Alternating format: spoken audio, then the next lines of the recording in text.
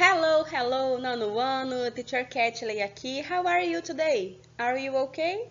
I hope so. Eu realmente espero que estejam bem, você e toda a sua família. Hoje nós daremos continuidade aos nossos slides sobre os conteúdos do nosso livro. Mas, dessa vez, vai ser sobre o capítulo 2. Let's go? And here we have our summary, and inside the summary we can find do and make, be allowed to, let, and make, Boolean vocabulary, zero conditional, if, plus, imperative or simple present. Nesse momento aqui no nosso índice nós temos 4 possíveis blocos aí de conhecimento, né, que fazem parte da gramática e do vocabulário do nosso livro, do capítulo 2, e são esses conteúdos que veremos nos slides a seguir.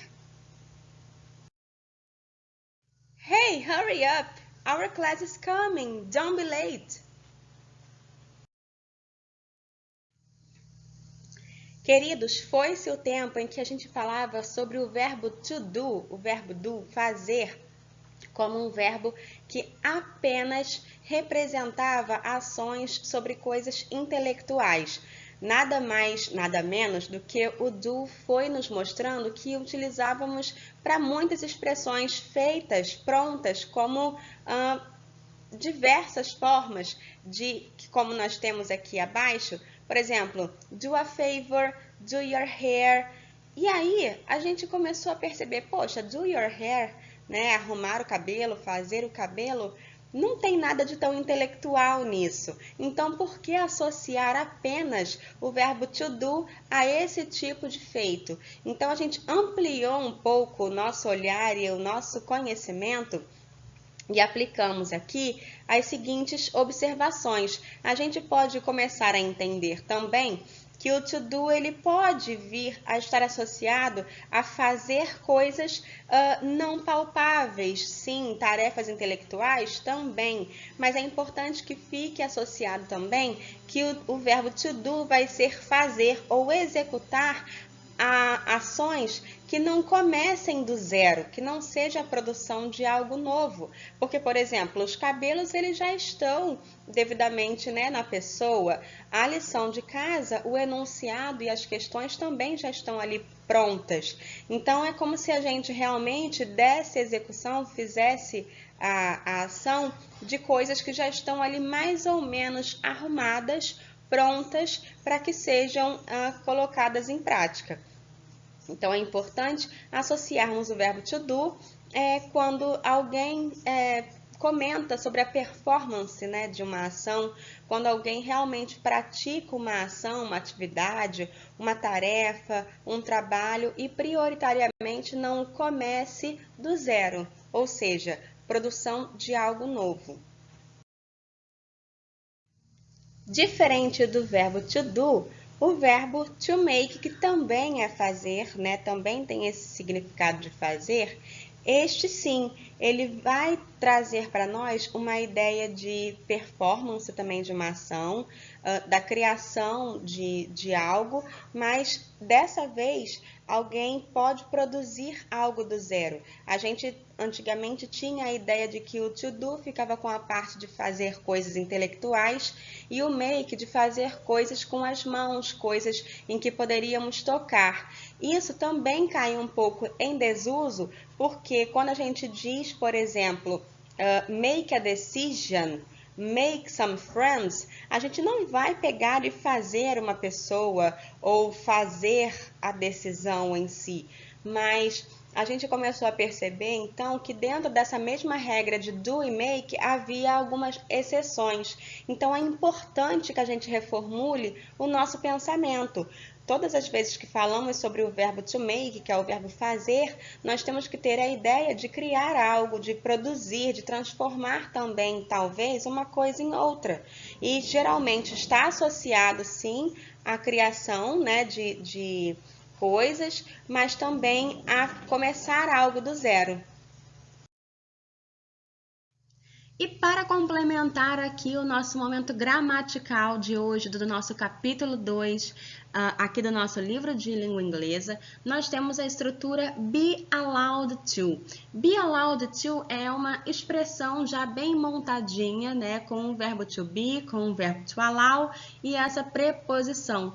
Todos os três juntos trazem para nós o sentido de que alguém é permitido, de ser permitido fazer algo. Então, aqui no presente, por exemplo, a gente conjuga esse verbo to be nessas três categorias que nós já conhecemos. Ao lado deles, colocamos o allowed to como o verbo, né, de permitir mesmo. E o restante da frase também seguida de um verbo, digamos assim, principal, né, já no infinitivo, nessa oração. Por exemplo, aqui, ó, we are allowed to smoke in the office. Geralmente, num escritório, num ambiente adulto, né, nós somos ou estamos permitidos a fumar, enfim, no escritório. É uma expressão já pronta, né, de que a gente tem a ideia de que essa ação pode ser realizada. Caso seja necessário colocá-la na negativa, a gente vai fazer a frase negativa da mesma maneira que nós fazemos a construção do simple present normal do verbo to be. Colocar o not ao lado do are, que foi nesse caso que usamos o plural, né? Então, é importante que a gente veja quando, né, se é permitido fazer algo ou quando não se é permitido realizar alguma ação. Aqui no caso do let é diferente porque a gente precisa entender que a estrutura, né, o sujeito em si, o let, um pronome objeto que sirva, né, de objeto e também um verbo no infinitivo sem a preposição to. O que a gente tem que entender aqui é que o let tem o sentido, né, o significado de que alguém permite, né, que algo possa ser feito. Quando alguém deixa, né, que a gente faça algo, que haja essa permissão, o let ele é bem-vindo para a nossa estrutura. Por exemplo, aqui nós temos a frase I will let you go out tonight. Eu vou te dar a permissão, eu vou deixar, né? Porque significa deixar, eu deixarei que você vá, né, a sair, que você saia hoje à noite. Então, geralmente, o let é usado por pessoas que sejam talvez mais velhas ou que sejam responsáveis por outra, né, que detenham esse domínio. E aí há a permissão de que algo acontece. O past tense, também porque se trata de um verbo irregular, o let ele tem essa estrutura permanente, né? Então, a gente vai sempre entender se o verbo se a ação ela já aconteceu no passado ou acontece no presente, também muito com a ajuda, com o auxílio de advérbios no final dessa frase. Então, é importante que a gente observe como se dá essa devida construção.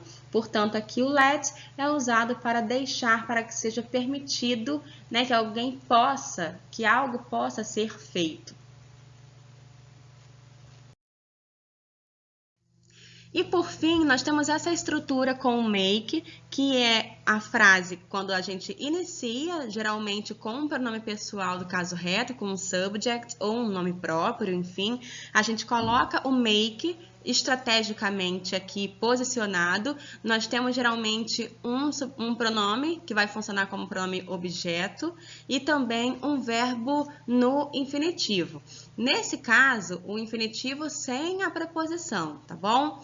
Então, nesse caso aqui, a gente tem a ideia de que o make ele foi utilizado para quando alguém pede, obriga que outras pessoas realizem as ações. Então, quando a gente diz she makes me study a lot, ela tá me obrigando a estudar muito. O passado desse make é o made, porque ele faz parte de um grupo dos verbos irregulares, que quando vai para o passado, ele não simplesmente coloca o sufixo ed no final da sua estrutura.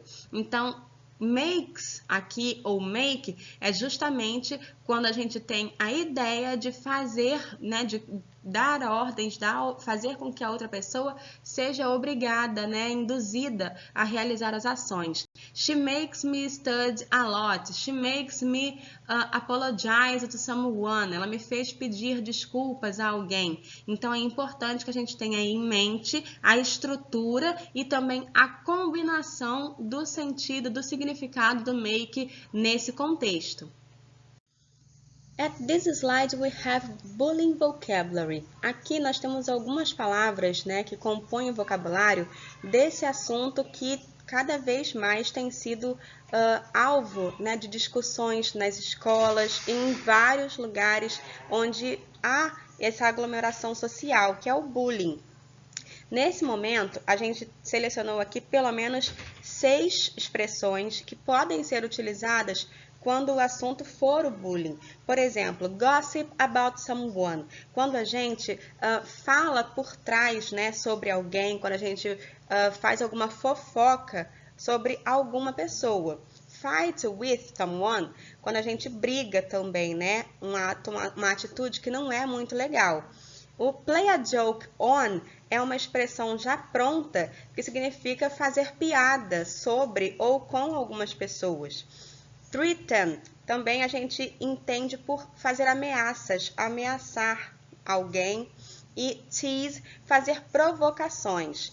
To ignore, a gente ignora, a gente realmente não dá muito ouvidos, né? As pessoas não coloca elas no nosso grupo, né, de amizades. Então, é importante que a gente já se depare com esse vocabulário novo, justamente para fazermos o oposto, para entendermos que não devemos fazer isso em momento ou hipótese alguma. Zero conditional. Aqui nós utilizaremos uma oração, aliás, mais de uma oração formando um período. E aí, nesse caso, a gente vai ter sempre uma dessas orações contando com a forma verbal no imperativo e a outra sempre no simple present, no presente simples. Isso dá a ideia, nos faz entender que haverá sempre uma correlação, uma condição. Se uma dessas orações, dessas ações acontecerem, vai implicar naturalmente num estímulo, numa resposta, num resultado. Então, é importante ver que há uma interdependência de sentido e de significado. Por exemplo, na primeira oração, diz assim: se eu perco o ônibus das 6 horas, eu fico atrasado para o trabalho. Chego atrasado para o trabalho. Então, se eu perco esse ônibus das 6, automaticamente uma outra ação vem como um resultado, como uma resposta, como se fosse algo que acontece em cadeia. Uma ação ocorre primeiro e outra vai acontecendo simultaneamente em decorrência da primeira. Por isso que a gente chama nessa parte gramatical de língua inglesa de zero conditional. Com o uso do if, que é o se, caso, né, aconteça algo, então traz uma dependência. If I miss the 6 o'clock bus, I arrive late for work. Então, veja, na primeira nós temos aqui o uso, né, do modo imperativo do verbo, né? Porque se eu perco, né, esse ônibus, o que acontece automaticamente é que eu chegue atrasado, que eu chego atrasado, fico atrasado. Então, é importante que a gente veja que uma relação vai simultaneamente desencadear outra. Abaixo. If I am late for work, my boss gets very angry. Naturalmente, se eu me atraso para o trabalho, meu chefe fica muito nervoso. Porque há uma dependência ali, ele precisa do meu trabalho, do meu serviço para que a empresa, enfim, o órgão ali de trabalhista funcione. Então, essa relação sempre é mantida, é estabelecida. Veja que a segunda frase, my boss gets, esse verbo gets, né, de ficar, enfim, ele está já conjugado no simple present. E ali também no primeiro a gente tem uma ideia de imperativo, né? E muito semelhante também aos verbos no presente. Agora, a terceira opção, a gente vê que o if, que é esse se condicional, né, caso, se, enfim, também pode ficar móvel, se movimentar na oração. I arrive late for work if I miss the 6 o'clock bus. Então, chego atrasado para o trabalho se eu perco o ônibus das 6 horas. Veja que a terceira e a primeira frase são idênticas. No entanto, há uma reorganização das palavras nas orações, né? Eu tenho uma primeira frase que diz, chego atrasado para o trabalho. E a segunda é, se eu perco o ônibus das 6. Veja que há uma interdependência de ações aqui e isso vai ficando claro com o uso do if e também de acordo com os tempos, né, verbais do nosso verbo escolhido para compor essa oração. And now pay attention to our homework time. Muita atenção porque agora nós temos aqui esse momento dos slides dedicados à tarefa de casa. Do lado esquerdo da nossa coluna nós temos as páginas do livro, do lado direito nós temos os números específicos do livro. Cuidado para não fazer também atividades da coloração lilás dessas páginas, porque elas precisam do auxílio do listening e não serão solicitadas agora. Atenção também para as páginas W3, W12 and 13, que estão no final do livro e também reúnem aí um conteúdo bem bacana de revisão sobre tudo que foi estudado aqui. Atenção também para o prazo de entrega e a forma como vocês vão enviar esses prints ou essas imagens dos livros ou cadernos de vocês. Have a funny and blessed day! Então é isso, pessoal. Thanks for coming. Por hoje é só. Nós ficamos por aqui, mas eu aguardo vocês para uma próxima aula com mais dúvidas esclarecidas e bastante conhecimento. Fiquem com Deus. Kisses for you and for your family. Bye bye. See you soon.